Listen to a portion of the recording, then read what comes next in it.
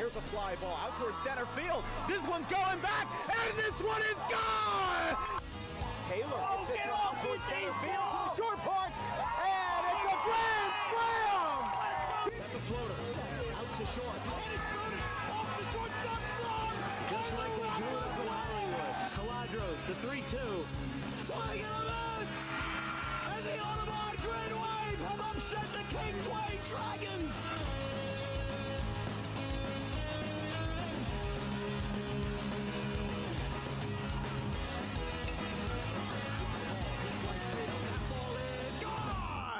Grant Fournier, 2-run shot to right.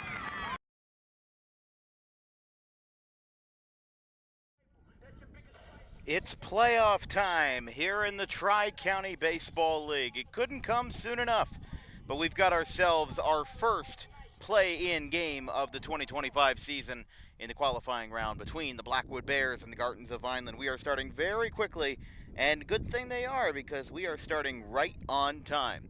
Chase Rieger is the starter for Vinland, the left-hander. He starts us off with Cal L. Seng, the CCTS product and current ball player at Penn State Abington. As we're going to get started here on this Tuesday evening, 7:01, the first pitch between the Gartons and the Bears. And qualifying round of playoffs is underway here for Tri-County. We are experiencing some technical difficulties tonight, most notably with the fact that there isn't much good internet connection out here. Funny thing is, I can't even load my own live stream. So I apologize that it looks grainy on your end, but strike called, 1-2. Let's just say for all intents and purposes, Vineland isn't known for having robust internet connection, as we've known before. The 1-2 is a swing and a miss. Seng goes down on strikes, and there's one away. So we are very quickly underway here in Vineland base. Anthony Gallo in right, Nick Keene in center, and Jordan Spilla at first base. Misses away, 1-0.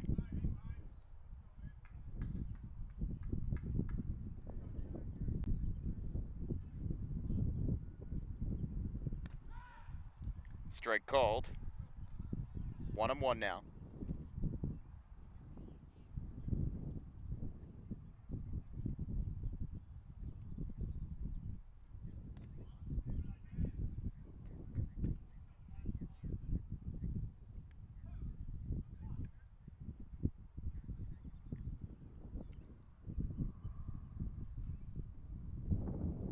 Left-hander delivers. This one's grounded out towards third. It's picked up. Throw across the diamond is in time by Brent Williams, and there's 2 away. Yeah, a couple of notable additions that we've seen in the Vineland lineup that were not present when we saw Vineland earlier in the season. Andrew Pedrick is leading us off at short. Gavin McCaffrey is in left field at the bottom of the order. And Brent Williams as well, another Woodstown grad, who is now tearing it up at Division II Goldie Beacom in Maryland. Strike called. 0-1 to Eric Berger, a Camden County College rising sophomore and a graduate of Overbrook in Pine Hill. That ball's hit well out to left field. That ball is over the head of McCaffrey. Gets down. It's off the bottom of the wall. Berger will get down to second base. He will come in standing with a 2-out double here in the top of the first, and that's how we get our first offensive production started of the evening for Blackwood. Now, this is our first time covering Blackwood as their current identity. We covered Blackwood last year with the same crew and the same front office under a different name, the Sewell Wolves. They do still play their home games in Sewell at James Atkinson Park. However, this is a bit of an odd series for that, all things considered, as that one's lined out to third. It's picked up. Throw across the diamond is in time, and we'll resume where we left off in the bottom of the first. We are very quickly done a half frame here in Vineland. Gartons will come to bat. We'll be right back.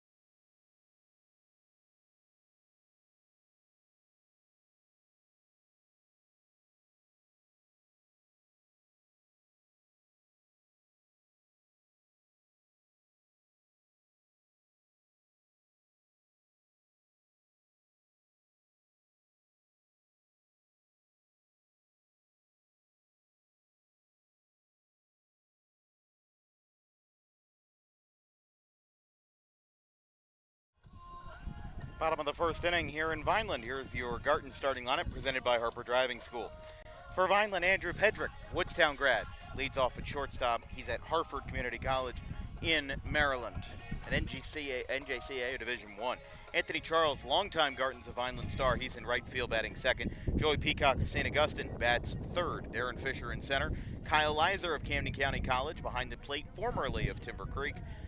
Jack Peacock at second, Brent Williams at third, Rob Lagarina at first, Josh Herner, the extra hitter, and Gavin McCaffrey left, Chase Rieger, the pitcher.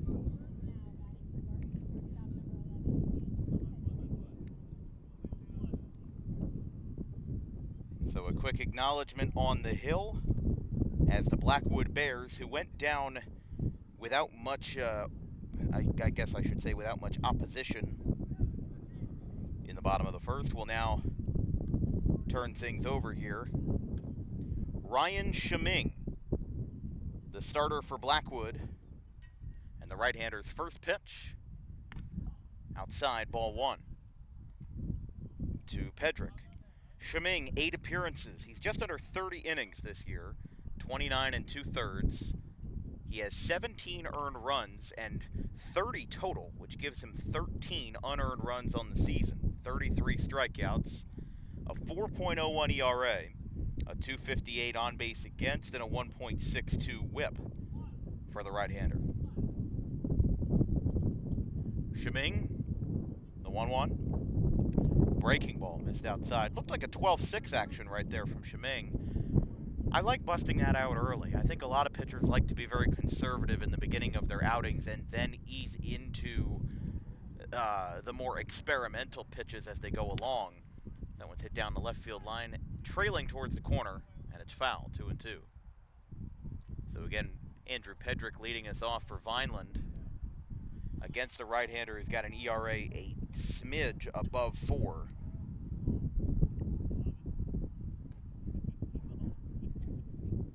Pedrick from, again, NJCAA Division I University, Harford Community College in Maryland. He's batting .400 in 6 games this year. 6 for 15, 2 extra base hits. That one's outside. Count is full. He's got a 1.150 OPS. Now, you may think that 6 games is not a lot, but it is actually half of Vineland's games this year. And people have asked me why is Blackwood the higher seed than Vineland if they've only played, if they have 6 wins and Blackwood has 4. Blackwood is 4-14-1. It actually is the tied for the fewest amount of wins in the regular season. The Burlington Township Pirates, who we'll be seeing tomorrow, versus the Camden Reds, are 4-15, and they ended the regular season on a 6-game losing streak. Still a full count to the lefty Pedrick, who will stay alive in the at-bat until now. That's a ball 4, free pass. And he'll take a trip down to first. I really like that at-bat from Pedrick this time. I think that his philosophy of not swinging at those curveballs, he didn't swing at anything he didn't like. Early in the game, these hitters may have a tendency to just try and swing at anything they can get their hands on, and it's usually a good idea not to do that. Upstairs to Anthony Charles. Wind is blowing out today. It's actually really nice for a summer night. I'm actually almost chilly. It's 77 degrees. Wind blowing straight out to center field, which is what you hear on the shotgun mic. Throw back to first. Not in time for Pedrick. But Anthony Charles, again, as we said, longtime member of the Gartons. Another throw back to first, not in time.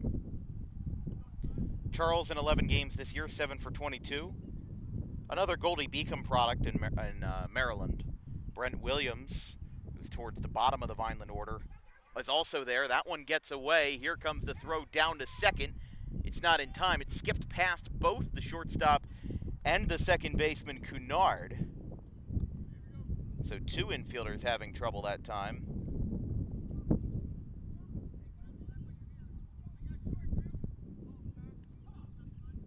Now it's 2-0 to Charles,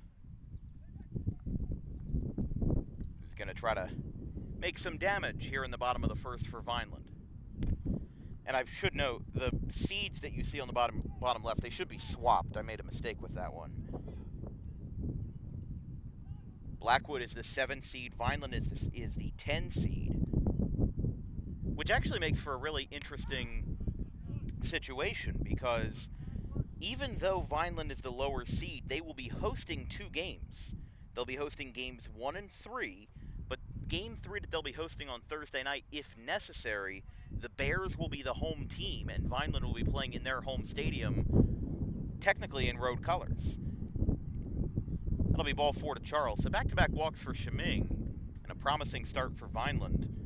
This brings up Joey Peacock of St. Augustine.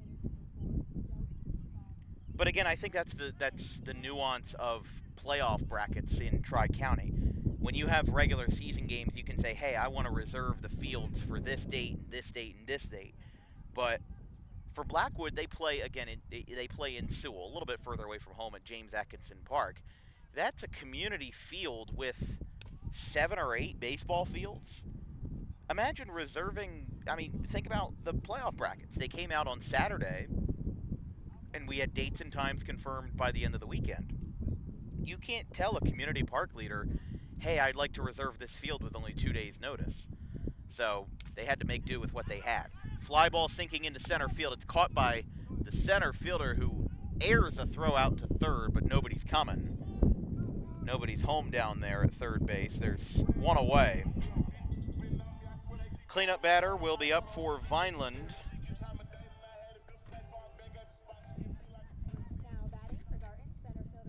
So Fisher will be the batter. So 2 walks and now a fly out to center put Sheming in a little bit better company here in the bottom of the first. Still no score, but Vineland certainly threatening with 2 hard-earned walks from the first 2 spots of Pedrick and Aunt Charles. That ball is hit well out to left field. This is back to the wall. It's caught at the wall. Great play in left and double whammy. They hold both runners. Wonderful play in left. Was backpedaling to the wall. And he comes down with it for the second out of the inning.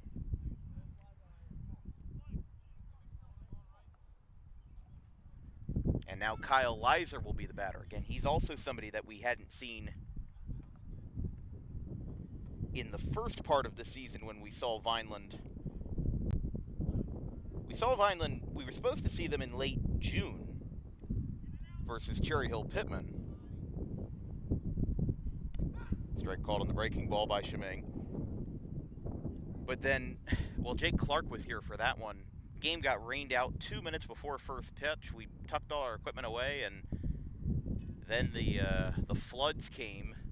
It was basically a ravine in right field, as there's a ground ball. Goes past the runner at second. They throw it down, and it's in time to retire the side. That's a big break for Blackwood. 2 runners on, but they are saved by a couple of flyouts and a beautiful catch in left field to get out of the inning unscathed. No score after 1.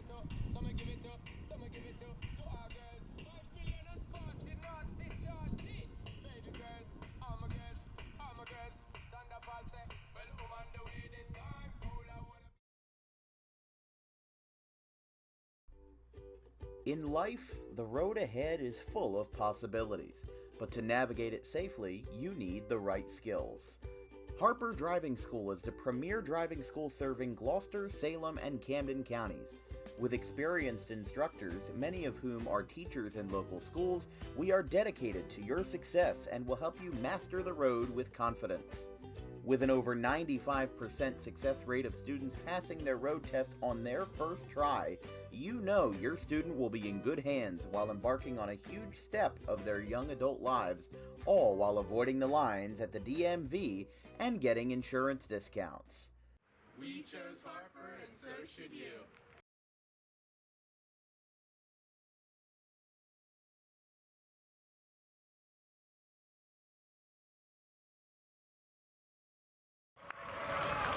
One nothing Red Bank. He's donning the number 34 and the shortstop for this one. First pitch. There's a line drive into center field. That one is going to drop, but it's going to go to the outfield wall.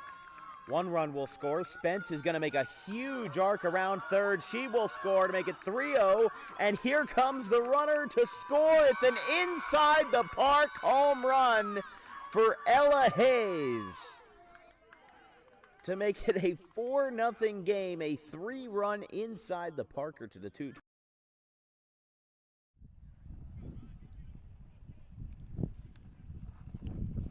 Top of the second here in Vineland, no score between the Bears and the Gartons. Player manager Ryan Austin bats for the Bears here in the top of the second versus the left-hander Rieger. Strike called 0-1. As we said, Austin has been the player manager of this Blackwood Bears club since their inception in 2024. Here's a fly ball, center field. Backpedaling is Fisher, and he'll make the play without issue. 1 away. Yeah, we were talking about that play in left field to end the inning. I mean, it saves more than you think. Even though Vineland is the lower seed, they have more wins, and I think that a lot of people in the Tri-County circles view this series as the most likely to go the distance or to be an upset in Vineland's favor. And that's not me trying to be rude against Blackwood. I mean, obviously they treat us very well as during their time with the Sewell Wolves. But, you know, you look at the regular season records and there isn't much to write home about. 4-14-1. So we're going to have a pop-up at first. Close play, but it's caught. Quickly 2 down. And very quickly 2 down indeed. Only 4 pitches. And we've already got the first 2 outs, which will be a big boost for Rieger because through the 7-inning game, as the conditions change and as we get into the nighttime hours, that'll be more important. So Austin flew out to center, and Smart popped out to first. Here's Gavin Cunard. It's a little bit unusual seeing him as a hitter. We first met him in 2023 as a left-handed pitcher for Rutgers Camden. And I remember being basically fascinated over Cunard because he let his hair long, he really didn't care what other people thought, and he was a huge heavy metal listener. In fact, when he pitched for Camden in 2023, and I believe 2024 as well, he was always introduced to the music of Slipknot. A lot of pitchers go with country or rap. You don't see a lot of Slipknot fans in any form of baseball. But Cunard was just one of those guys, and as a big music buff myself who dabbles in metal music sometimes, like with Metallica and Tool and System of a Down, you know, Slipknot isn't exactly my thing, but I can respect it when I see it. So seeing Cunard here as the 7-hitter at second base, it is a little bit, not disorienting, but unusual to the eye.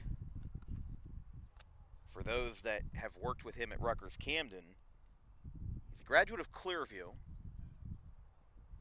and was a strong left-handed presence for the Raptors in 2023 and 2024, the first times that we had covered Rutgers. That one's fouled back. Still 2-2. So good at bat here by Cunard. If the inning continues, Anthony Gallo would be next. 5 batters came to bat for Vineland in the bottom of the first. 2 walks and nothing more. There's a swing and a miss. Easy at the top of the second inning for Rieger. He gets 2 outs on the first 4 pitches. He does have to battle through a hard-earned strikeout versus Cunard. We're through 1.5 here in Vineland. No score. He's donning the number 34 in the short. BB and Copsetta trading a couple looks. They know what's going on. Full count. Bases loaded.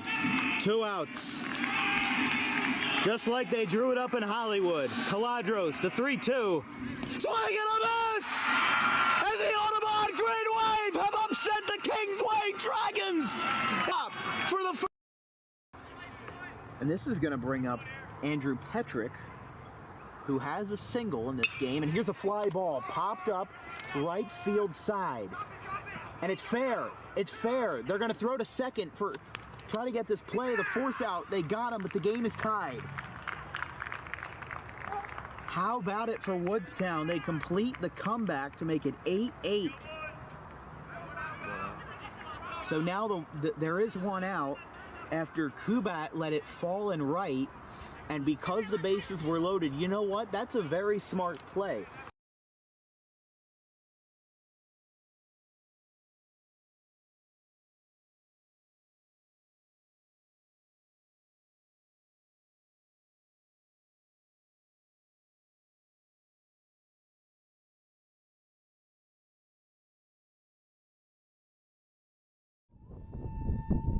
One and a half innings gone here in Vineland. We've got no score. This broadcast is brought to you by Harper Driving School.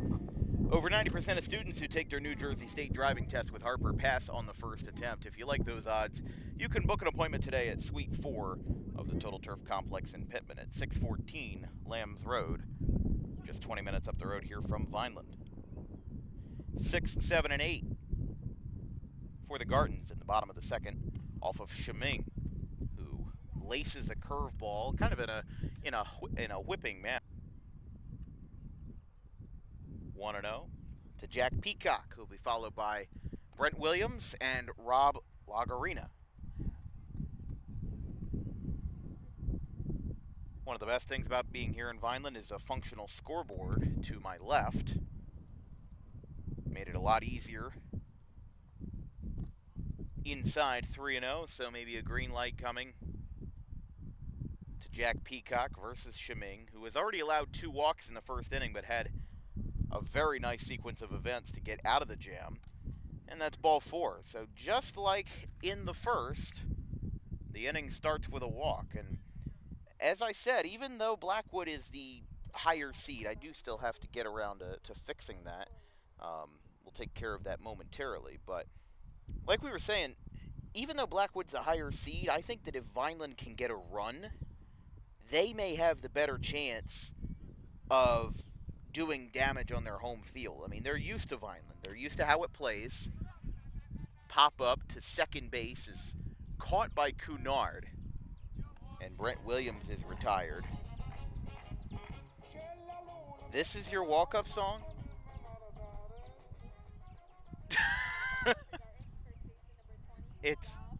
It's Rob Lagarina. I just was completely caught off guard. I know none of you could hear it before we went on the broadcast, but the entire playlist, as we were warming up and setting up equipment, was all country music. And I'm not talking the old-style country music like Toby Keith or Alan Jackson or Shenandoah. I'm talking all auto-tuned Morgan Wallen and Luke Bryan. So that is very funny to see that. This one's popped up to third. Backpedaling, it is caught 2 away.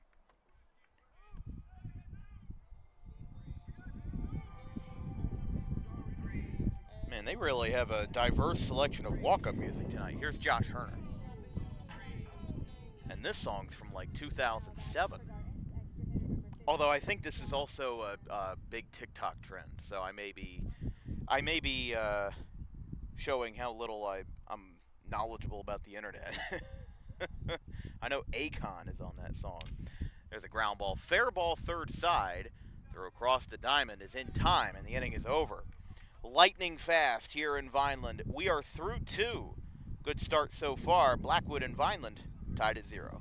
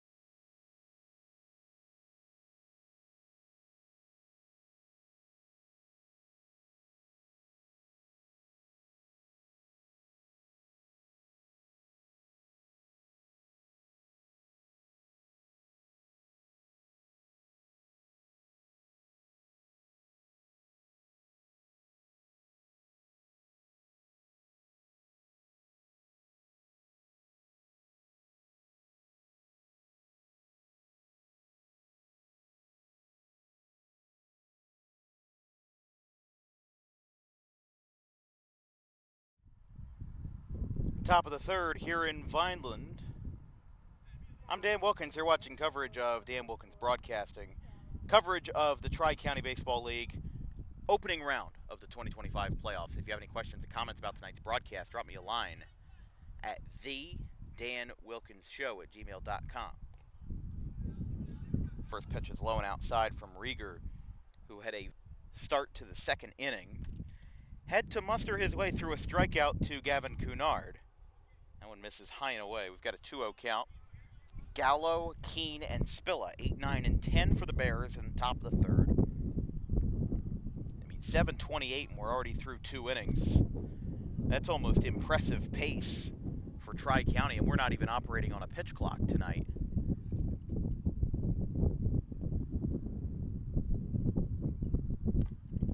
Swinging a foul tip, so after a 2-0 count, Rieger levels out the batter Gallo, and it's 2-2. Again, Gallo, Nicholas Keene, and Jordan Spilla.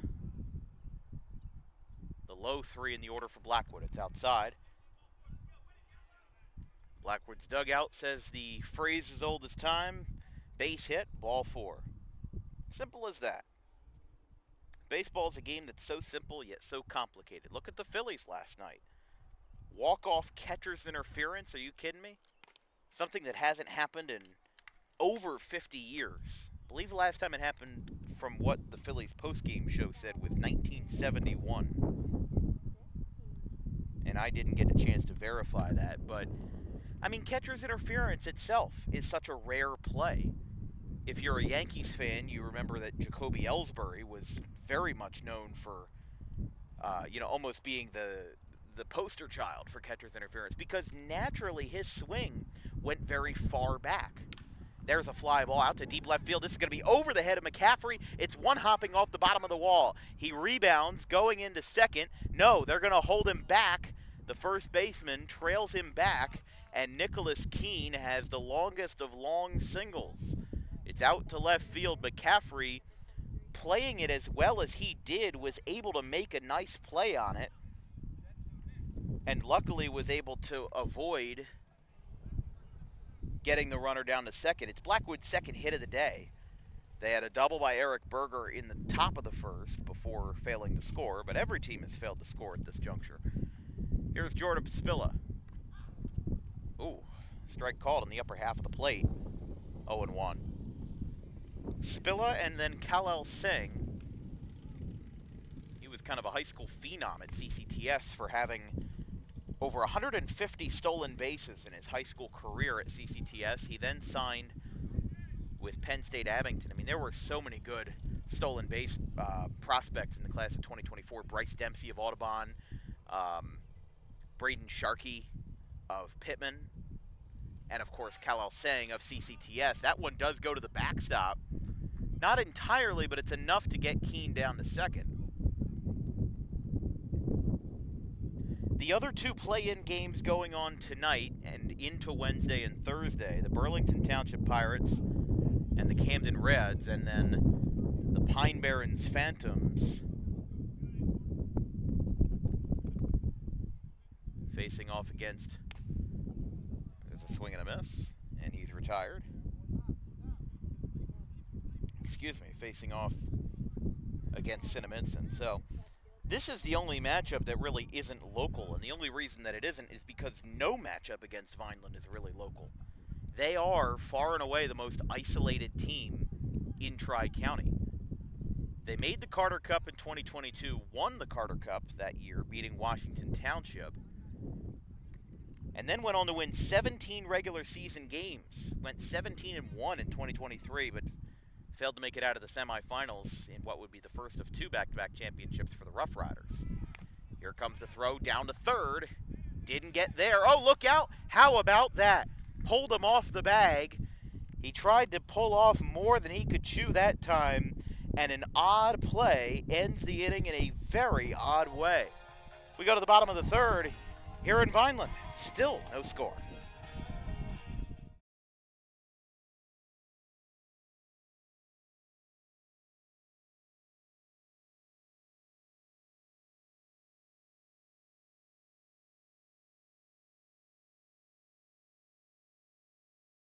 And Argabright with a full count. Outfielders in communication for the Quakers. Everyone's looking around in a tie game, bottom of the 6th. The 3-2 payoff. Ground ball. It's going to get over the head of Tolbert into left field. That's a base hit. 2-run score. Argabright delivers when asked. 5-3. Alex Argabright has given the Golden Eagles a 5-3 lead in the bottom of the 6th inning.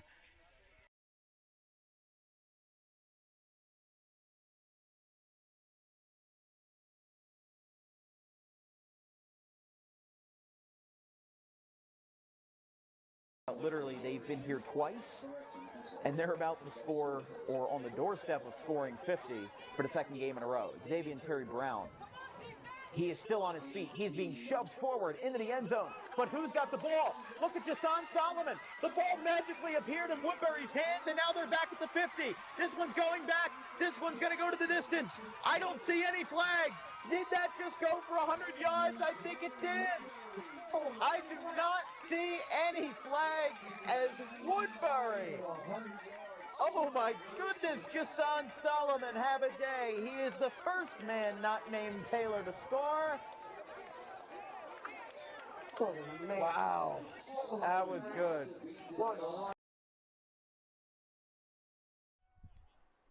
Bottom of the 3rd, Chris Williams and his daughters in the press box tonight doing an excellent job with the public address. And Shiming faces the number 10 batter for the Gartons, as scoreboard has been fixed on the bottom of your screen. It's Gavin McCaffrey of Kingsway. But yeah, like we were saying, Vineland is the most isolated team in Tri-County. I believe back in the day there used to be a team in Hamilton in Atlantic County, but that's still a good 30 minutes away. Of course, the All-Star game when Tri-County hosts is hosted at Alden Field in Bridgeton. That's a high chopper. Here comes the throw to first. It is safe. Good call there. McCaffrey, speedy out of the box, just beat it out by a step. And Pedrick will be the batter. Now with a runner on first to lead off the inning with an infield single. I really like that piece of hitting. I mean, obviously taking advantage of an infield that was playing back for the number 10 hitter. Maybe the most notable thing of it all is that that was the Garton's first hit of the game. They had a whole litany of base runners on with 2 walks in the first and a third in the second to Jack Peacock. But that was the first hit allowed in the infield. And again, making a tough play out there in the middle infield, high chopper to short. But no cigar that time. It's an 0-1 count to the left-hander Pedrick. Again, one of 2 Woodstown grads in the lineup. Runner goes. Here comes the throw down to second. It's off wide to the catcher's left. And it'll be a stolen base for McCaffrey. Bottom of the 3rd, Vineland has a runner in scoring position. They're the 10th seed this year in the Tri-County Baseball League playoffs. Again, the other 2 series going on Tuesday, Wednesday, and Thursday if necessary. The Pine Barrens and the Cinnamonson Crew, and then the Burlington Township Pirates and the Camden Reds. We will be covering Camden at Burlington Township, their first Tri-County appearances of the year, on Tuesday, 7 o'clock at the Ed Varick Field in BT. Sheming steps off. Yeah, but Vineland, I mean, unless you set up a team in Millville or, again, somewhere in like Atlantic County, which at that point would serve the South Shore League down in Atlantic County, Cape May County, and whatnot, and Ocean County. But you know, we talk with some of the teams, and they say, you know, look, listen, Vineland's a great team, but they are far. Don't get me wrong; it's a nice field. I do like being here. We're the angle that you're getting is the best that we can get anywhere. We're up in a wooden perch that Vineland Broadcasting uses when they broadcast Vineland High School baseball. They do an excellent job. It's a student-run network, VPS Broadcasting. They do pretty much all Vineland athletics, and they do a fantastic job in their production, their graphics and whatnot. We take some inspiration out of what they do for their fantastic work. But we're just about in center field here. It's 7:38 p.m. and a bit of a long delay between pitches for Sheming to Pedrick, who walked his first time, got to second base but didn't score. The task that no one has been able to complete this evening, with McCaffrey on second with a base hit and a stolen base so far. That one is high. And it'll be ball 4. So back-to-back walks for Pedrick puts Sheming in a little bit of trouble here in the bottom of the third. And I think that this game could very well boil down to who scores first ends up winning the game. I mean, I could be wrong, but we'll have to see. And one of the things that's important is that the Gartons did sweep the season series versus Blackwood. However, both of those games were played on or before June 6th, which was well before a lot of the high school seasons ended, and it was well before a lot of the college players were able to participate. So I think when you look at those head-to-head matchups, you kind of have to take it with a grain of salt.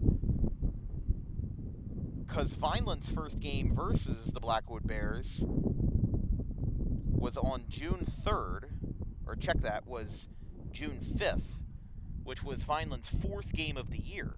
Now, Vineland has been hit the hardest by cancellations. And what I was getting around to saying earlier was that the reason why Vineland at 6-6 is a lower seed than Blackwood, which is 4-14, is because we go off of a point system. And Blackwood has played 5 more games. Actually, no, I'm counting that wrong. They've played 7 more games. So even when you lose, you get a half point.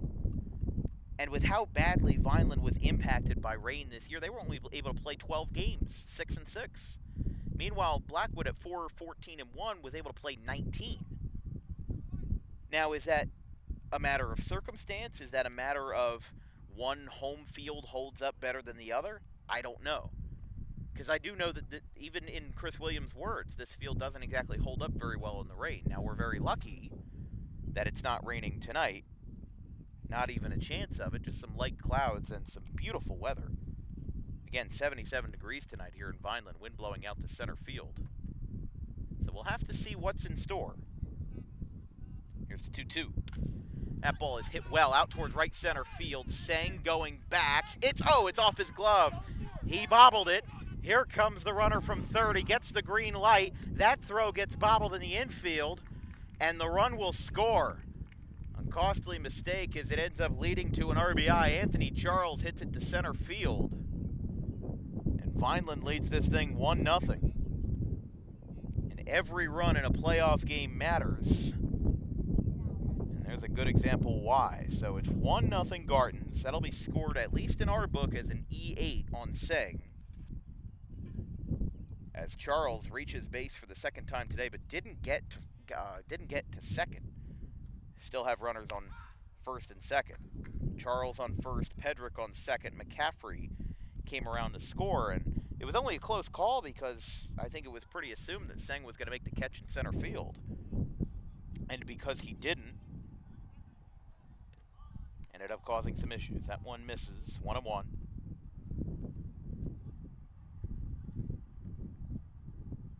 Yeah, tonight we have 3 games. This game was originally, or excuse me, I was reading the wrong date. All 3 games scheduled to start at 7 o'clock tonight. Burlington Township at Camden at 7, along with the Pine Barrens and Cinnamons and Crew at a lot of bugs, a lot of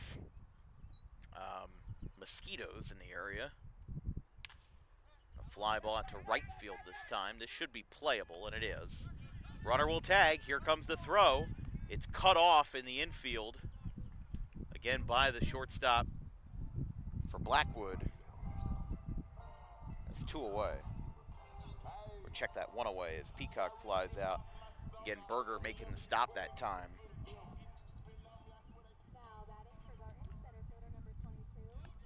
Runners in the corners for Fisher, who flew out to left. A nice play out and left by Nick Keene. And he's kind of had a topsy-turvy game. I mean, Nick Keene made that beautiful play in left field to save a couple runs in the first. Runner gets a jump down to second base, and Nicholas Narwald, the catcher for the Bears, refuses to challenge him. So Pedrick now on third, looking to score and looking to extend Vineland's lead here in the inning that has broken the scoring open for the Gartons. Biggest thing here for Cheming is composure, though, because this is a game that is still entirely winnable. You could have an incredible defensive rally, you could have a defensive breakdown on the other team benefiting yours, or you could have a pitcher breakdown, or you could just see the ball really well. A one-run game doesn't mean a lot. A four-run game does if Fisher goes yard for whatever reason. Got a 1-1 count, swing and a miss, 1-2. But if Fisher hits a home run, your situation is a lot more dire. Or if he hits an RBI single or double and scores both of those runs in scoring position, your situation is a lot more dire. So the biggest thing for Cheming is thinking station to station, batter to batter. You don't think big picture in this kind of situation, or at least you shouldn't.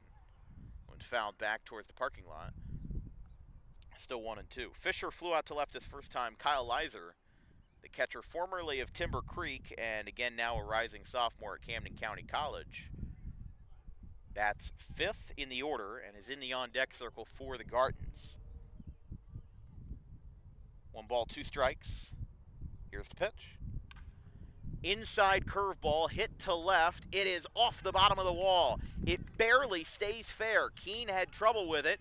2 runs will score, and Darren Fisher extends the Vineland lead, just as we had mentioned, with a 2 RBI double to left. Still 1 out in the third, but the Gartons have jumped out to a 3-0 lead.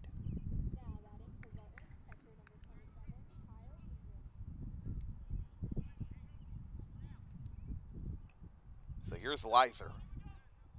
Grounded into a 6-4 fielder's choice to end the first inning, and it got Blackwood out of a big jam. 2 leadoff walks. The first one was really competitive to Pedrick. The second one rather to Charles was not, just a 4-pitch walk. But 4 walks have been surrendered by Cheming, at least 1 in every inning tonight. Pedrick being walked twice. Here's the 0-1. Grounder, it's in play. Cunard has it. And a sidearm throw to first moves the runner down to third. And that run is now 90 feet away with 2 outs in the in the bottom of the third. This brings up Jack Peacock. But again, this is the scenario that Blackwood didn't want. You didn't want Fisher to hit a ball off the bottom of the wall and make it a 3-0 game, because now his composure is a little bit rattled. He got the out there, but your focus now will be that Blackwood gets to bat in the top of the fourth, and you'll get a little bit of a better head start, but now you know what's against you. Now you know you have 3 runs to erase off the board against a very good Chris Rieger, who has specialized in getting Blackwood out swiftly. They haven't had too many long or grueling at-bats. Maybe the one exception was Cunard. Fly ball right field. This is caught on a slide. Nice play to retire the side as a little, I wouldn't know if it's a diving or a sliding catch. It was almost more of a lunging catch in right field. The side is retired. Vineland opens up the scoring with a 3 spot, including a 2-run double off the bat of Darren Fisher. We'll be right back.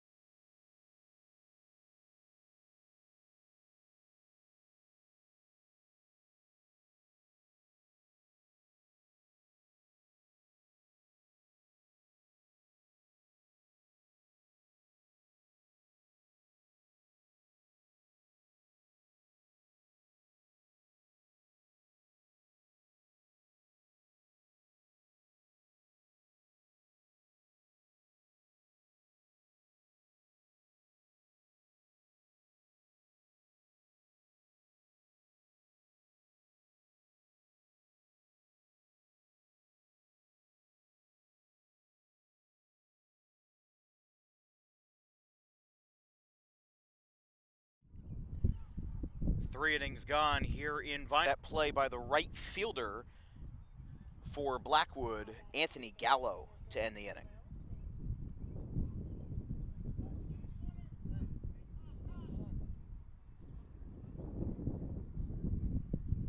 Yeah, I mean, it was kind of a diving catch. It was kind of a lunging catch. He just kind of went to his knees a little bit, but still. Impressive stuff from the right fielder. Chris Rieger's got a 1-1 count to Kal-El Singh, who restarts his at-bat in the 4th inning. In the top half of the 3rd, Nicholas Keene overran the bag at 3rd and was tagged out to end the inning.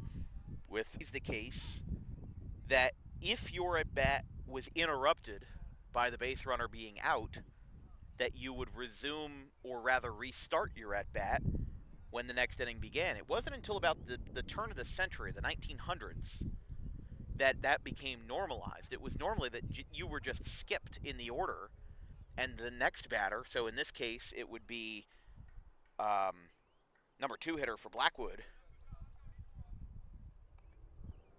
that would be next. So that was the change. Now, obviously, there's a lot of reasons why that was changed. It just makes sense when your at-bat ends out of something that wasn't your fault, like a base runner being thrown out at 3rd. Strike called. Sang almost tossed his bat, but he stops in his tracks. Now the count's full. Chris Rieger, though, has been commanding himself very well through the first 3 innings for Vineland. He now has some run support to work with 4 strikeouts, and you can make that 5. Sang down on strikes, and he strikes out swinging for the 2nd time today. Now Nicholas Narwald will be the batter. Narwald and then Eric Berger, who doubled in his first at-bat. Narwald grounded out sharply to 3rd, 5-3. First pitch, way high that time from Rieger. Biggest thing for Vineland, though, is you can't let yourself get a big head over this. This is a 3-game series. This is the only time in the season that you have multiple games back-to-back versus another Tri-County opponent. 99% of the time, it's just standalone games. You see them for 7 innings, and then you don't see them for a couple of weeks until your end of the head-to-head. But in this case, you're going to be seeing this team for the next, 7 times 3, 21 innings, let's say, over the next 3 days. You have to think long-term, and I think that's why Rieger is starting. You could probably start Logan Ruga tomorrow night in Sewell, and you have other options as well to stretch out your choices. But Blackwood also has to think that way too. If they win Game 1 tonight, what will their approach be at Atkinson Park in Sewell tomorrow night? We don't know who they'll start. Again, they're 4-14-1, tied for the lowest amount of regular season wins with Burlington Township in the North, and certainly the lowest amount of regular season wins in the South Division. This one's popped up, caught it second. A little bit of confusion there, but Narwhal is retired, 2 away. But I think now with Vineland having a little bit of cushion now, Rieger can just go to work. He had a little bit of a jam earlier in the game, got bailed out with Nicholas Keene overrunning his spot at 3rd. Now he can kind of forget that. He can't forget it entirely, but just for the team's sake, you're up 3-0. Maybe Vineland can get more. You don't know. They could get 1 more run in the bottom of the 4th. They could get 1 more run or 0 runs for the remainder of the game, innings 4, 5, 6, and 7. Still got a long ways to go, not even at halfway yet. That one's high, 2-0. Charles shifting over to his right in center field. Everybody else seemed to stay put, rather Fisher. Fisher shifted over to his right by a good 8 or 9 steps to be in line with the shortstop. Pretty much right in between the shortstop and the second base bag for Fisher, which is good scouting, even for Summer League. I mean, Berger was a very prolific pull hitter in high school with Overbrook and has done the same with Camden County. Under the leadership of John Scanzano, he does fly this one to center field. Going back is Fisher, and he makes the catch to retire the side. An easy fourth for Chris Rieger. It's been pretty much all easy tonight. We'll see what else he's got in store, and we'll see what else Vineland offensively has in store going to the bottom of the fourth. We'll be right back.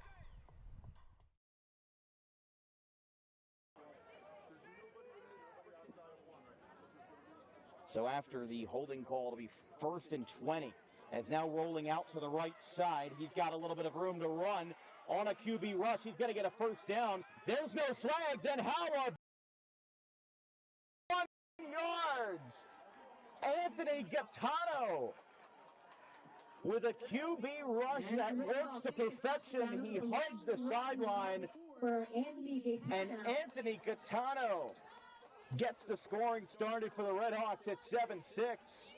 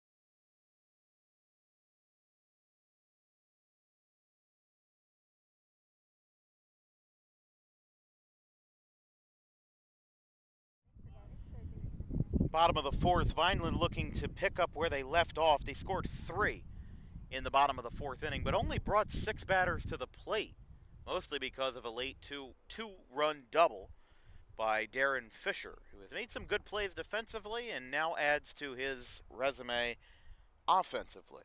It's Jack Peacock, Brent Williams, and Rob LaGarina. 6, 7, and 8 for Vineland in the bottom of the fourth. Sheming still working. Fastball misses 1-0. And again here at Vineland High School, under the lights. Vineland High School, the largest high school, public high school, in South Jersey. I don't know if it's the largest high school in New Jersey. I believe that goes to Passaic Tech, up in Passaic County, of course, that has around 4,600 students. And that's a technical school as well, pulling students from all over the state to go to PCTI. There's a strike. I believe Lenape football played them last year. Remember just seeing their massive stadium. Vineland, though, is the largest high school in South Jersey with 2,799 at last update, I should say. 2-2 to Jack Peacock. If you're unfamiliar with New Jersey high school sports, or if you need a refresher, it's divided into 4 groups for public schools in every sport but football. Football goes groups 1, 2, 3, 4, and 5, and every other sport just goes 1, 2, 3, and 4, and the higher group you are, the larger school you have. It does not factor in how many students are athletes. It only factors in how large the school is. There's strike 3, outside corner. Batter disagrees. And it took a while, but Sheming has his first strikeout. Comes at the hands of Jack Peacock. And there's one away.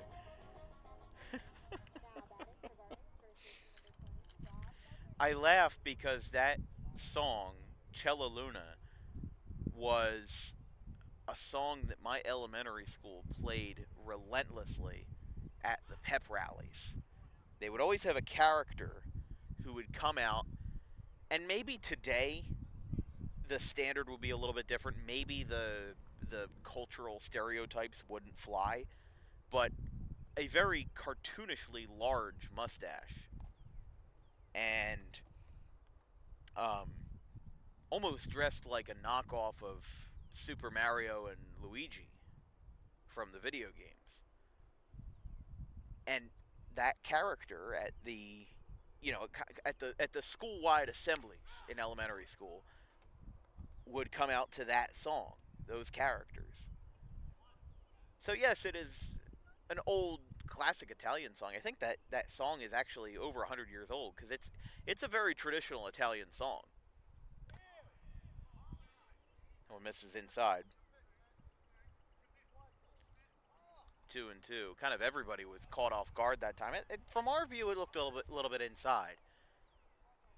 But I can understand the argument. It's Blackwood would basically be saying, hey, we got that call when we were hitting. Why can't we get that call when we're pitching? This is inside again, 3-2. That time was a lot more solidly inside. But obviously, Shiming will be a little bit upset if he ends up walking this batter Lagarine. Here's the 3-2. Popped up. This one could stay in play back behind the plate, going over and back. He couldn't find it, and it drops. An unfortunate series of events. And backstop ends up dropping that ball for Shiming. Yeah, Narwhal just tried to get under it. I think that with the very short backstop here in Vineland, it doesn't help.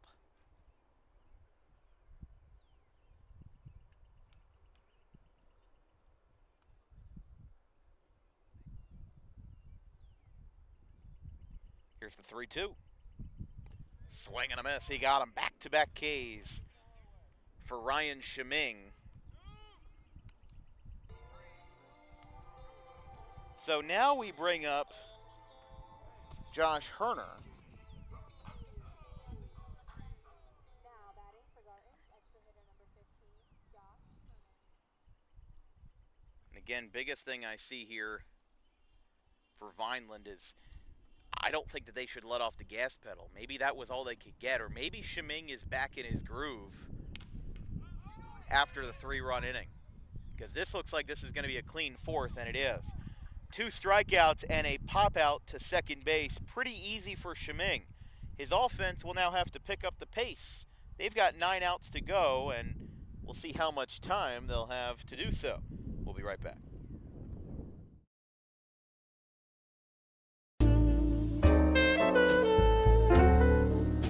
May is Mental Health Awareness Month. It is the responsibility of all of us to make sure that our friends, family, and anybody who we hold dear in our lives is feeling well. The problem with spotting mental health issues is that the symptoms aren't that obvious. Just because someone is okay or appears okay on the outside doesn't mean that they're okay on the inside. It's important that if they are in distress, that they call the right people and they get the help that they need. And it is very important that we treat each other with respect, regardless of who you are or where you come from. But it is just as important that we treat ourselves with respect, regardless of the situation going on in our lives. If you're in distress, you can call this number, 988, or you can visit any of these websites if you're not in distress, but would like to learn more information about mental health awareness and research.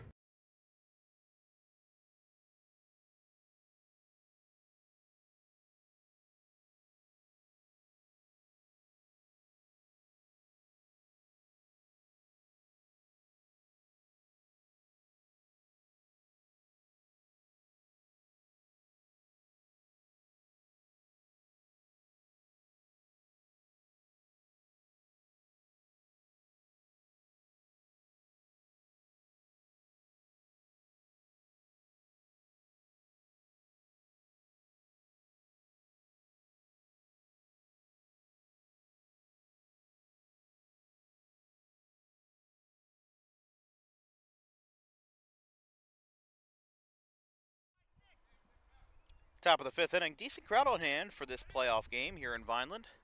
Feels like there's a little bit of life in the place.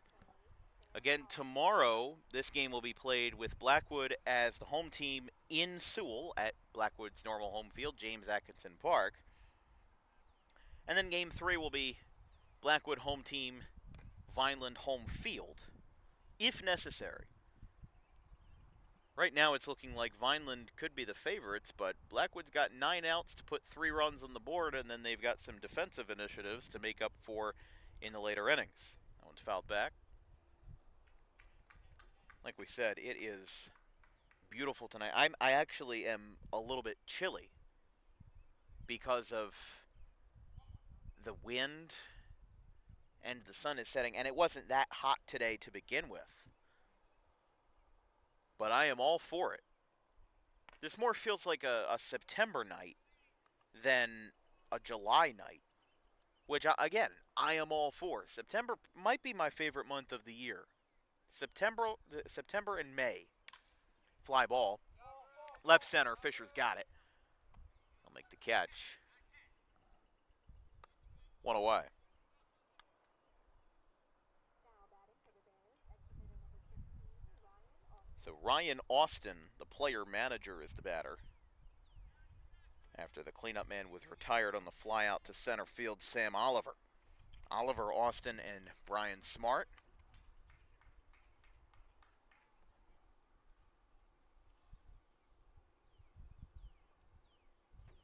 Curveball misses low, 1-0. Austin 0 for 1, flew out to center his first time. Blackwood, no runs, 2 hits, 1 error in the field. Didn't get a great swing on that one. It's popped up to short, and Pedrick will come down with it for out number 2. Batter is now Brian Smart. Now batting for the Bears, We'll be talking with Brian Eifert of Burlington Township tomorrow night. First pitch at 7 o'clock between the Camden Reds and the Burlington Township Pirates. We saw Burlington Township last year in the play-in round versus the Gartons. The Gartons were the higher seed, but it was game 2. Burlington Township was shut out 7-0 in that game 2. Hot shot, shortstop, Pedrick is there. Throw across the diamond is in time, and the inning is over. We go to the bottom of the 5th here in Vineland. A 3 spot in the 3rd has been all any offense can come up with tonight. We'll be right back.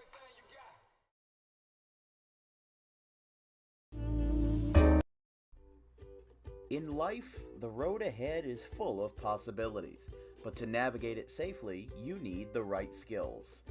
Harper Driving School is the premier driving school serving Gloucester, Salem, and Camden counties. With experienced instructors, many of whom are teachers in local schools, we are dedicated to your success and will help you master the road with confidence. With an over 95% success rate of students passing their road test on their first try, you know your student will be in good hands while embarking on a huge step of their young adult lives, all while avoiding the lines at the DMV and getting insurance discounts. We chose Harper, and so should you.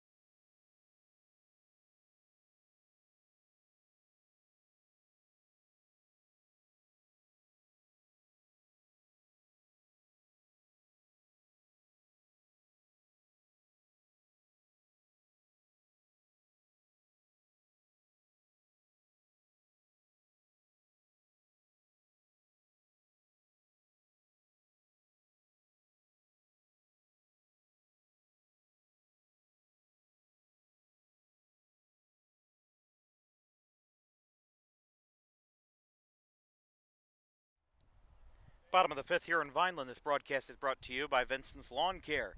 Top of the line landscaping right in your backyard. Give Vincent a call today for weekly, bi-weekly, or anytime service. 609-413-0403. We've got an out-of-town score update. Just like Vineland is up 3-0 on Blackwood, we have 3-0 Cinnamonson Crew over the Pine Barrens Phantoms after 3 innings at Memorial Park. Ryan Chiming still out for the bottom of the 5th. That's a base hit to left on the first pitch. Picked up by Keene without issue. And a base hit to start off the inning for McCaffrey.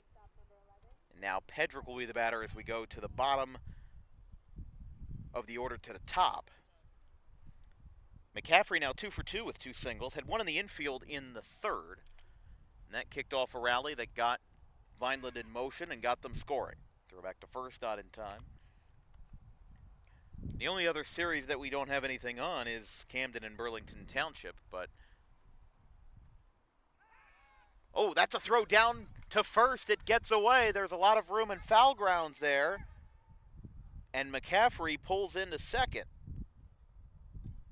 So Gavin McCaffrey, who got a base hit to left on the first pitch, now gets himself into scoring position as Vineland looks for some more insurance here in the later innings.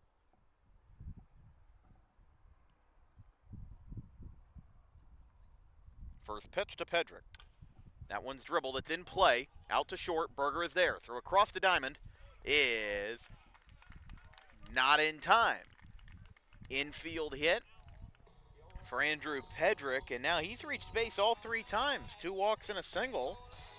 Gives him something to write home. And now Anthony Charles is the batter as the number 2 slot. Here in the bottom of the 5th. I think Shiming was just talking to the second base umpire, confirming what he saw. You saw some folks in the Blackwood outfield disagreeing, like Kal-El Singh was disagreeing with the call. Outside, 1-0.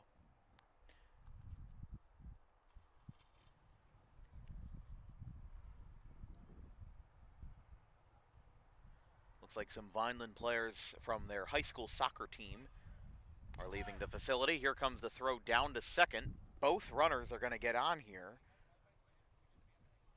How about that?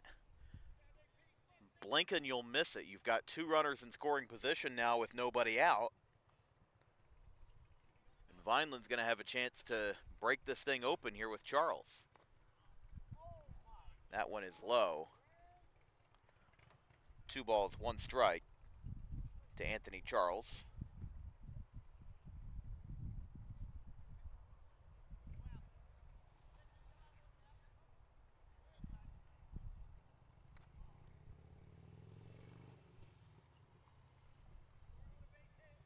Three balls, 1 strike.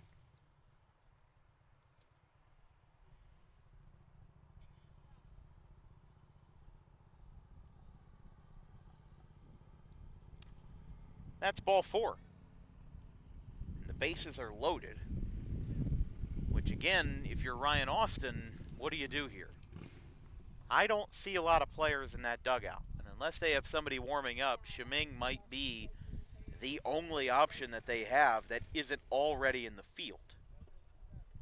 The only other thing I think of is that you put in somebody who, again, is in the field. You could put in Gavin Cunard as a lefty. You don't face another lefty in the order until Pedrick, which he's on first base. The 2 lefties that you have to face, both of them are on base.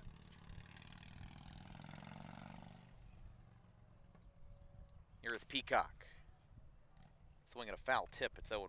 So a single, check that, 2 singles and a walk.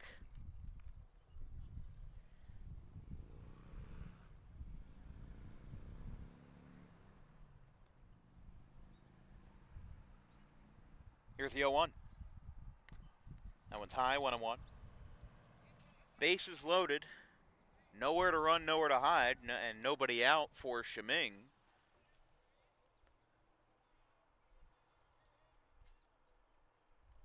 Popped up. This one is a mile high. Shiming goes over. Who's got it? Oh, no, it drops. That is not the pitcher's ball.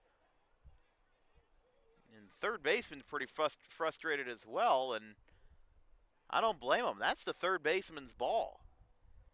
If it's not right next to you, the pitcher shouldn't have to catch that. And I don't know if Shiming was just trying to insert himself too much, or if maybe there was a miscommunication, because the job of the corner infielders and the job of the entire infield is to rush in towards the mound so that you take the weight off of the pitcher. That's the whole point. Misses low. Nobody runs. Nobody really can run in this situation. It's 2-2. I mean, again, our field mics can only do so well and can only pick up so much, but I don't see a situation where Shiming needs to go over to third base unless there was a miscommunication between him and the third baseman. Got a 2-2 count to Peacock. It's outside. It's 3-2. Bases loaded walk. We mention it in almost every broadcast that's one of the most deflating things that you can have as a pitcher. A bases loaded RBI is one thing, but you at least can have a little bit of closure if the batter puts the bat to the ball, especially if they put it to the ball well. But if you put them on base on your own volition, that's another story. Here's the 3-2. Swing and a miss. He got him. Big strikeout for Shiming. It's his third of the night. And now Darren Fisher is the batter. And this is another guy that I would not want to face with the bases loaded, but it's a 3-0 Vineland game in the bottom of the fifth. You kind of have no choice. And again, Fisher manning center field this evening here in Vineland. 26 at-bats in 12 games, has played in all 12 for Vineland this year.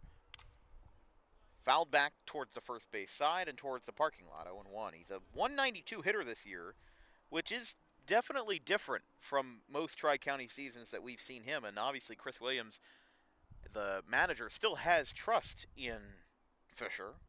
He has 5 hits, 1 RBI.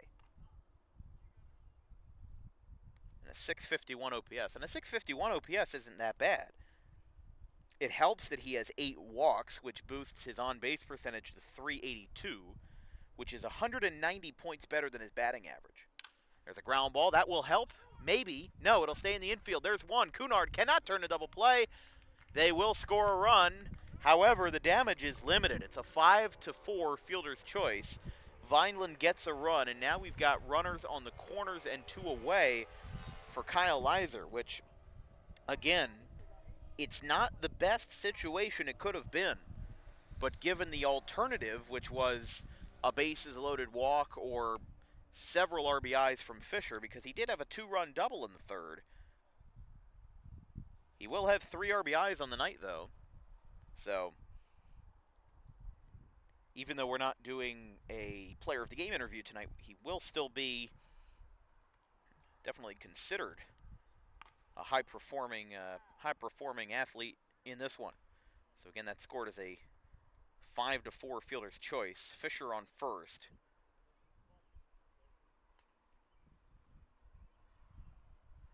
Peacock now on third. The runner was McCaffrey, who scored. That ball's laced in the left, but it's foul. Counts 1-1.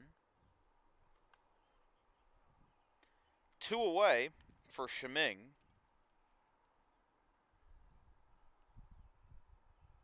And again, your question here is, how far does Blackwood take him into the game? Because if he can throw all 6, but Blackwood loses, you have to juggle with the fact that, yes, he saved your pitching for tomorrow, but if you don't have a win column to write home with, if you don't have a win in your books to write home, it's not going to be very good for you. Because, yes, you did the task of saving your bullpen, but if you're going to be down 1-0 in the series, to counter that, it's not going to be that good. We got a runner at second. Good slide by Fisher that time, although no throw was going down. Count is 3-1. And again, another way to threaten with the bases loaded. Fisher on second. A walk to Leiser loads the bases for Jack Peacock, who's 0 for 2. 3 balls, 1 strike to the Camden County catcher playing in Cumberland County. That one's outside. It's ball 4. So Shiming continues to dance around the strike zone and have trouble with command. The damage has been not great, but it's been better than the alternative. I mean, we've seen some games this year that have really gotten out of hand because pitchers can't find the strike zone. And Austin seems like he's on the top step, and I think he's waiting for any more dominoes to fall, because if they do, first of all, we're going to have a courtesy runner for Leiser. Can't tell who they're sending out there, but that is number 48, maybe? Oh, number 12. I was completely off that time. Bottom of the fifth, 4-0 Vineland. Here's the first pitch. That one is laced. It gets past the runner. They'll have to throw across the diamond, and it's in time to retire the side. Well, Vineland leaves the bases loaded. They very much wish they could have had more. They do get one run across on a fielder's choice off the bat of Darren Fisher. We are through 5 in Vineland in Cumberland County, in the heart of South Jersey's second largest city. 4-0.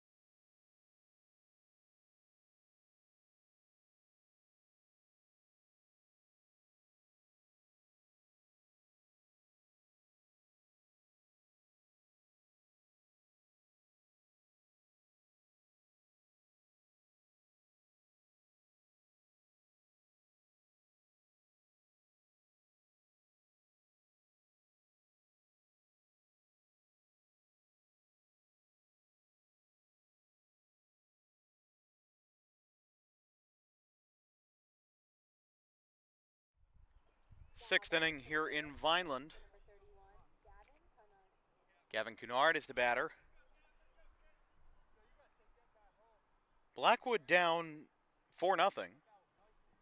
And we'll have to see what is on deck for the Gartons, because they only need 6 outs to get this thing done, but Blackwood being the higher seed, every ounce of your being wants to believe that they'll have some fight, they'll have some comeback left in them. And they've only mustered 2 hits today. A double by Eric Berger in the first inning, and a check swing. Look out, that one found its way into the grandstands, into the second row. Rarely do you see souvenirs headed that way, but today you did. Counts 1-1. It's Cunard, Gallo, and Nick Keene. Fouled back, it's 2-2. And then the second hit was a single by Keene in the third, but he overran the bag at third with Kalel Sang batting. He had a stolen base, and then he tried to steal, or I think the ball got away from Lizer, which prompted Keene to go to third, but then he completely overran the bag. I think he just misjudged it for whatever reason, and he was tagged out on the attempt back. Kind of an oddball play. And that's been all we've had. 7 straight batters retired for Rieger as a floater, right center field, calling for it, and a basket catch. Taken in by Anthony Charles is the first out. 3 fielders going for the same real estate often doesn't end well, but when you're dealing with a very experienced and veteran team like the Vineland Gartons, usually ends well. Not doesn't always end well. What do they say? All's well that ends well, but still just an interesting phenomenon. Got a swing and a miss. I mean, Charles was going in for it, Fisher was going in for it, and then it looked like that the second baseman, sorry, to look at the scorecard, Jack Peacock was going to go for it as well. So when you have three guys going for that, technically, that can be either the right fielder or second baseman's ball, depending on where the ball's placed and who's quicker. Center fielder probably shouldn't have been a part of that play, but he's still good backup to have. This one's floated same spot. It's a little bit shallower and a great play. Sliding at second base is Jack Peacock. And there's two away. So a nice slide is the second out of the inning. So Cunard flew out to right, and Gallo pops out to second. Again, 9 straight batters have been retired by Chris Rieger. And now Nicholas Keene, who has had one of the 2 hits for Blackwood today, bats with 2 outs in the top of the 6th inning, bases empty, as they have been since the second out of the 4th inning. And again, if Blackwood were to start a rally, they have to start it now.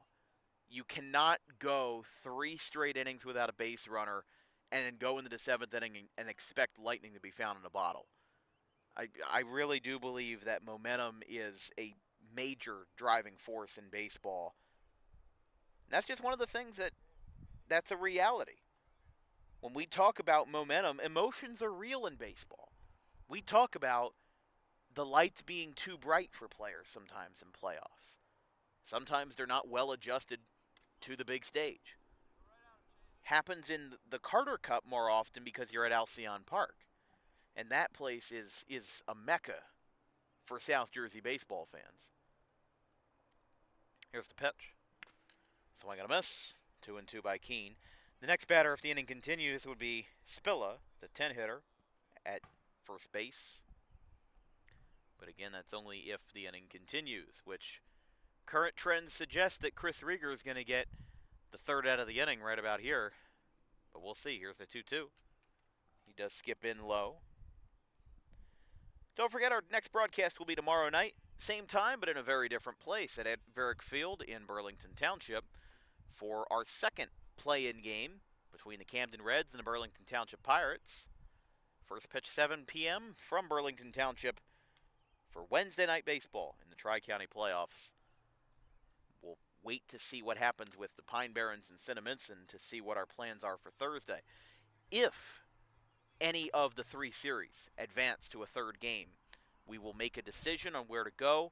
If Pine Barrens and Cinnaminson specifically reaches a 3rd game, we will cover them to cover all 3 play-in series. Another payoff. He got him! Strike 3. Keene disagrees, but the side is retired. 10 straight retired for the Vineland Southpaw, and he's been rocking and rolling. Last chance to extend the lead for Vineland in the bottom of the 6th inning before they look to shut it down once and for all in Game 1 on their home turf. We'll be right back.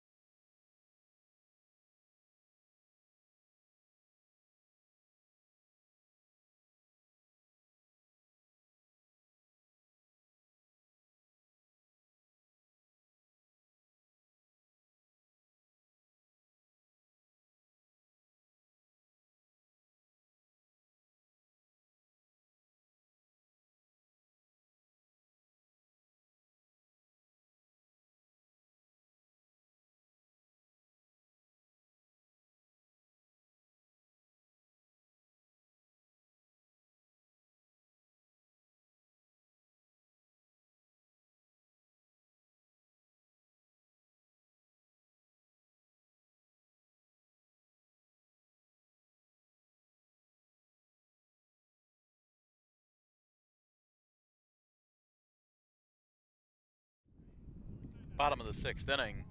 Vineland leads 4-0 over Blackwood here in Game 1 of the Tri-County play-in rounds, as Ryan O'Rourke will be the pitcher for the Bears. Not the best night for Ryan Sheming, but it very well could have been worse. They saved their bullpen, which is what every team wants in a Game 1 situation. Excuse me, Michael O'Rourke out of Eastern University.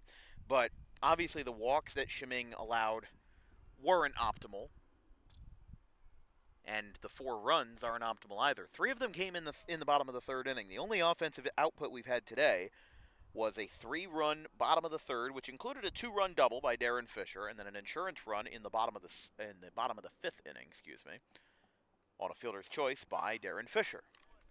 There's a strike called 1-1 from Mike O'Rourke. Batter looking to ask where that one was. This is the one ballpark where I feel like I could put up one of those virtual strike zones on the screen and feel like it would be pretty much accurate because of where we're lined up. That one's well outside, 2-1. 8:30 p.m. here in Vineland. A little bit of sun still, not too much.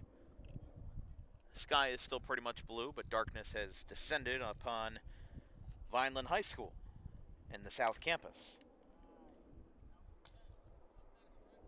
Must have had a count wrong. It's ball 4. Brent Williams takes a walk.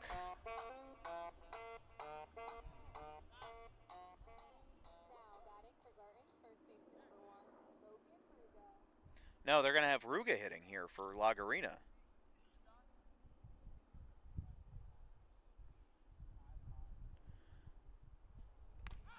Strike called to Ruga.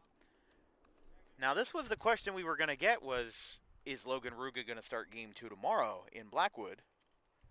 But not sure. We'll have to see. But right now, signs are, in the other starts that we've seen him with Vineland this year, he did start and bat leadoff, almost like a Group 1 situation.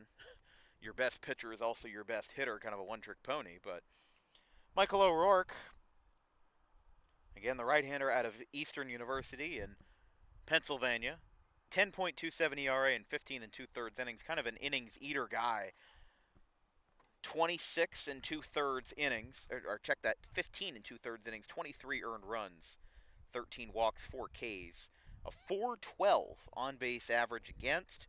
And a 2.94 whip. Not the numbers that you want to see in the playoffs, but he's going to look to lock it down tonight and have a clean 6th inning to maybe turn the tide towards Blackwood's favor. Because even if they don't win tonight, a strong start in Game 2 at their home field as the home team in Sewell at James Atkinson Park could change the series. Vineland, again, they are 2 years removed, as here comes the throw down to second base. Did he get the tag? I'm not sure. They're going to say no. They're going to say he didn't tag him. Michael O'Rourke is not happy by any means.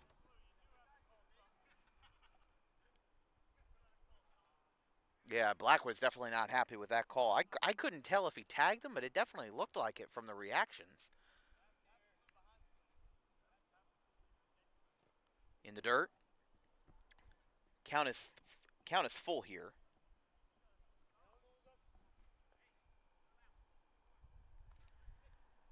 So Williams on second. Ruga the batter. Nobody out. In a 4-0 Vineland game. Full count pitch. Flown out towards left field. Hooking towards the corner. It is a foul ball. Just stayed outside of the chalk. Well, this game was lightning quick in the first few innings. Got through the first 3 in only 35 minutes. But we're right now sitting in 1 hour and 34 here in the bottom of the 6th inning, which is still very good pace. Consider the fact that we had a 7-inning game between Sayreville and Matawan at Trenton Thunder Ballpark back in April. That was 3 hours and 8 minutes for a 7-inning game. Sounding like Jerry Seinfeld. In a 7-inning game. But no, it was 11-8 Sayreville. Battle of 2 Central Jersey teams. And then the shortest game we had this year was Buna and Absegami, which came in at 1 hour and 36 minutes. That ball's hit well out towards center field. Sang going in. He'll make the catch. Everybody holds. And there's one away.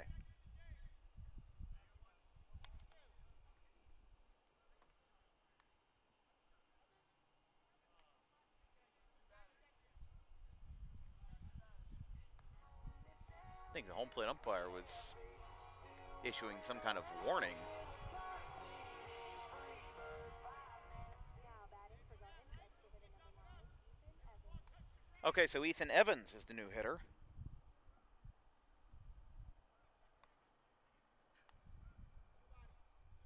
First pitch from O'Rourke. Change up inside, 1-0. A little bit up and in that time. Good catch by Sang as well to hold that runner if it was a little bit deeper or if it just wasn't played well. I mean, Sang did get charged with an error earlier in the ballgame that helped lead to that first run. He'll dive back in safely. So Ethan Evans hits for Josh Herner. 1-0 from O'Rourke. Fouled back, 1-1.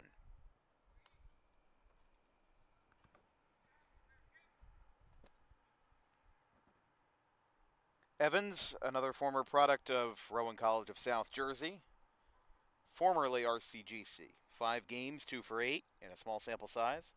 1 RBI, 1 extra base hit, and a 708 OPS. 333 on base percentage. 1-1. High. Tried to frame it low that time. Couldn't get it. Couldn't get the umpire to bite.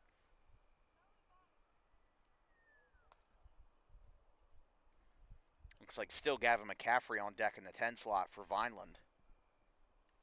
2-1 count, runner on second, bottom of the 6th and 1 away. Mike O'Rourke looks back, and a swing and a miss. Good fastball that time.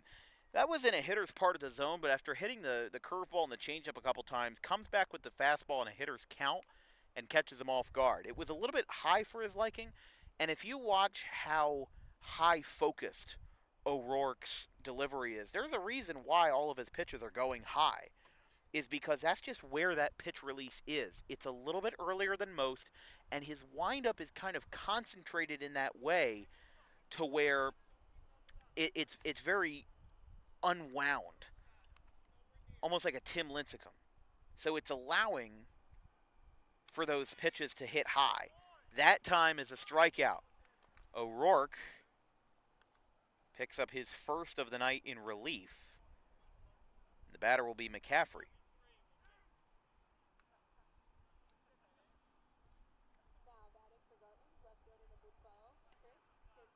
No, they're going to put Chris Stinson in the game. Believe that's who was running for Kyle Leiser at first when he walked in the 5th inning. So that gives an answer to who that is. And again, big thanks to the daughters of Mr. Chris Williams for doing the public address, because otherwise I would be sending a lot of texts to Bill Kohut of, who's this player, who's this player, who's this player?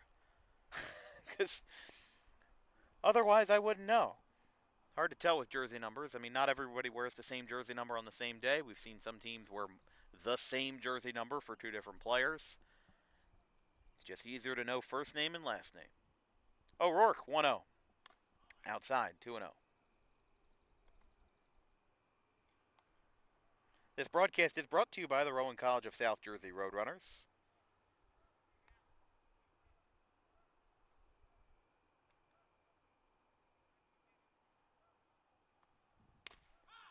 Strike called. Winners in the classroom and winners on the field. Become a prospective athlete of the RCSJ Roadrunners by visiting their athletic website at rcroadrunners.com and following them on social media on all platforms at their handle, RC Roadrunners. 2-1, big swing and a miss, fastball away, 2-2.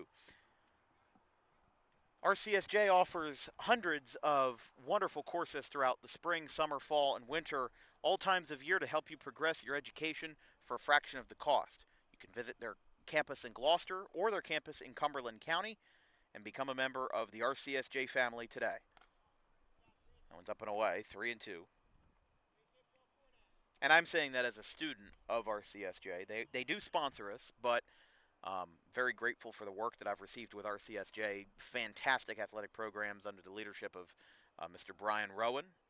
No relation, by the way, to the Rowan family that donated several $100 million in the early 1990s to make Glassboro State University into Rowan as we know it today.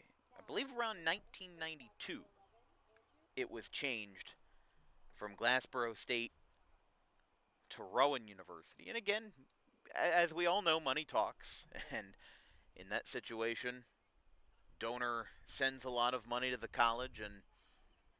And by a lot of money, I mean enough to completely revitalize the campus. About 25 minutes north of Vineland here. Pedrick, first pitch, popped up, foul, down the third base line. It's 0-1. That's the one thing that I get a lot of times from people when I talk to people, especially of older age in Glassboro, who grew up with the very small, very concentrated, and almost what's very homely or home-like Glassboro State campus. When they compare it today to the Rowan University campus. I visited Angelo's Diner in Glassboro, and I do that occasionally. It's a very nice breakfast spot, almost like a train car diner, like the Sweetwater Diner in Pennsville, Salem County. But that one's high, 2-1. But when I go there, I'm the youngest person there. It's not exactly a young people hotspot. There's some bars in town and some restaurants, grills in town that are absolutely college hotspots. You know, the 18 to 25 crowd is loving it. Angelo's wasn't one of those places. It's a fly ball left center field. That's going to drop in front of Seng. Here comes the runner from third. He has trouble with it. Pedrick's going to get an RBI single. It's his second of the day. And Vineland gets some insurance in the bottom of the sixth inning. I don't know how much of it they needed, but they got enough. It's 5-0 as Pedrick bloops his second single of the day to left center. And added on to that is an error against Kal-El Seng. It's his second charged against him. Now batting for Garton, right fielder number 2, Anthony Charles. So Anthony Charles will be the batter now that Pedrick is 2 for 2. 2 walks, 2 singles to his name today. Breaking ball called a strike to Charles, 0-1. But when I talk to people there, I hate to sound naive, but if anything, they're the ones sounding naive because I'm always told it's the people like you that are ruining this town because I think a lot of people in Glassboro don't appreciate the town being turned into this bustling college experience. They're already building some extra campus buildings in Mullica Hill along the 322 corridor and basically calling it West Campus near the Inspira Medical Center. They're building a new. They just built a new vet tech building. They're expanding on the Rowan Medicine building on the RCSJ campus in Sewell. And Rowan is getting so big that those talks are being made even athletically of moving up to a Division I college. Here's the 0-2 from O'Rourke. Skips in. Runner breaks for second. And no contest there. So they'll move the runners up. And is it likely, from what I understand, that Rowan would advance to a Division I? I would say very unlikely. However, you do see Lackawanna College. They announced a few months ago they were moving from NJCAA Division II to NCAA Division II, changing their entire psyche from a 2-year school to a 4-year university, not just athletically but academically as well, and they're a very, very small campus. Rowan is a very large public school campus. Meanwhile, there's other Division I's, even in New Jersey, like St. Peter's and Seton Hall, that are very small, less than I would say 30 to 40% of the student population of Rowan, because it gets very busy when college is in town. Glassboro residents have been pretty staunchly opposed against the Camden-Glassboro line, which would be a light rail transit system that takes you from Camden to Glassboro. I would like to see it go beyond that, have the line go down to Millville and Vineland, and then have an extension that goes to Cape May and the entire South Jersey Peninsula. But that's just because I'm a sucker for trains and public transportation with trains. But again, there's a lot of folks in Glassboro who mean well, but they're very stuck in their ways. And Glassboro is a college town that will continue to pander to the younger generation. That's a swing and a miss. O'Rourke gets his second strikeout and leaves 2 runners on. A run comes across on an RBI single by Andrew Pedrick. It's his second hit of the day. We are through 6. Blackwood with their last chance in Game 1 on the road. 5-0 Gartons of Vineland.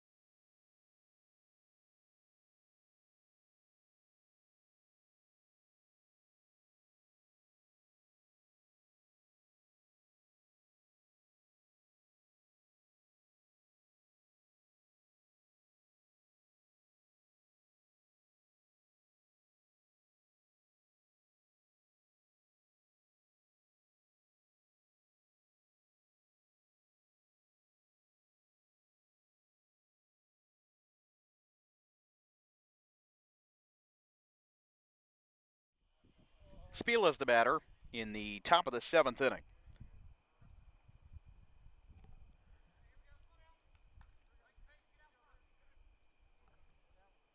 Day is done for Rieger, which, again, both teams kind of accomplished something different because both teams preserved their bullpen.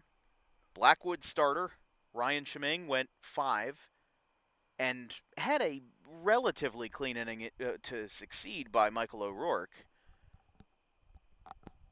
And a quick swing and a miss. 0-2 count here in the top of the 7th inning. One run came across, RBI single by Andrew Pedrick in the bottom of the 6th. It's Spiela, Seng, and Narwald. 10-1-2 for the Bears in the top of the 7th. And a swing and a miss. 3 strikes, 3 swings, and 1 out. So Spiela goes down on strikes with the new relief man in. Can't tell who that is, to be honest with you.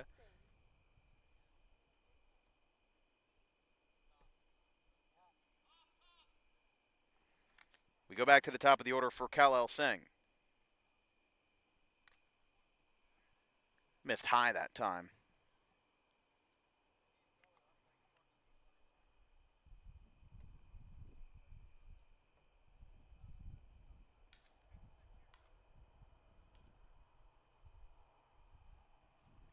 also high, and this time inside, having... All right, looks like we're back. Kal-El Singh walked while you missed it. Count went to 3-1, but nothing more. Strike called. What happens when I have the playback of my video up too high. Singh reaches base for the first time here in the top of the 7th. It is only the third base runner for Blackwood.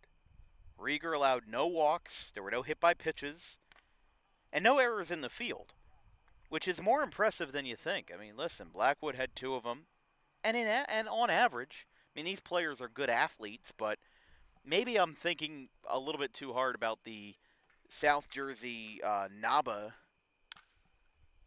Oh, hold on here. This could end the game. Well, we talked about errors. That's the first one of the night. Here comes the throw to third. It's not in time. Wow. Okay, so that was a bit of an odd series of events. Narwhal grounded it to first. They didn't get any outs on that either. So Narwhal is on first. It's going to be scored as a throwing error on the first baseman. However, a fielder's choice will be in it as well. So it's going to be a 3-6 fielder's choice. However, an error is attached on the first baseman. Narwhal on first, and then Singh now on third versus Eric Berger. Outside, and on defensive indifference, appearing on your screen is Nicholas Narwhal. So now you have 2 runners in scoring position, and all of a sudden, Blackwood has changed the tone a little bit. Popped up first base side. It is caught, and there's 2 away. So Berger is retired, and well, now any energy that Blackwood does have may have just been sucked out of them there on the pop-up. We're down to our last out. Here is Sam Oliver. He's 0 for 2, 5-3 ground out and a fly out to center in his next at-bat in the 5th inning. First pitch. That one missed. Vineland, after a 6-6 regular season, as the odd home team in Game 1 of the 3-game series, would beat Blackwood, which had 4 wins in the regular season, but a 4-14 overall record. The fact that Blackwood played 7 more games than Vineland, who got hammered with rainouts and cancellations this year, allowed Blackwood to surpass them in points by just 1, 16 points versus 15. And with these 2 teams playing in the South Division, again, the season series was completed between these 2 as early as June 6th. Floater in the left field, going over and making the catch is Vineland. The ball game is over. Grabbed and left by Gavin McCaffrey. And the Gartons can celebrate a Game 1 win because that is the ball game. 1 hour and 54 minutes, not a bad. And Vineland now leads 1-0 in the series as they will take it back to Sewell and look for all of the hardware tomorrow night at James Atkinson Park. It's a complete game for Vineland's, or I should say not a complete game, but a complete shutout for Vineland's pitching. 6 innings from Chris Rieger. Our player of the game goes to Darren Fisher, who drove in 3 of the 5 runs that Vineland scored, including a 2-run double in the bottom of the 3rd inning to give Vineland the 3-0 lead that they would fail to relinquish for the rest of the night. Blackwood got held to just 2 hits in the first and a single by Nicholas Keene in the 3rd inning. After that, the only other base runners they had were in the 7th. Rewind the tape 2 minutes. It was a walk to Singh and an E3 to Narwhal, but Vineland holds the Bears not only to 0 runs, not only to 2 hits, but only 4 base runners all night. Some notable performances as well from Chris Rieger and Andrew Pedrick, who went 2 for 2, 2 walks, 2 singles, and an RBI for him tonight.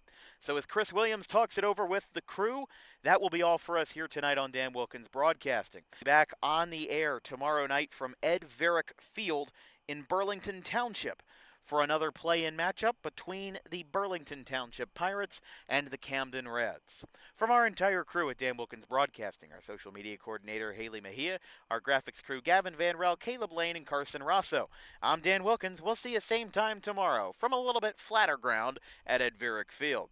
Vineland downs Blackwood at home 5-0. Have a good one, folks.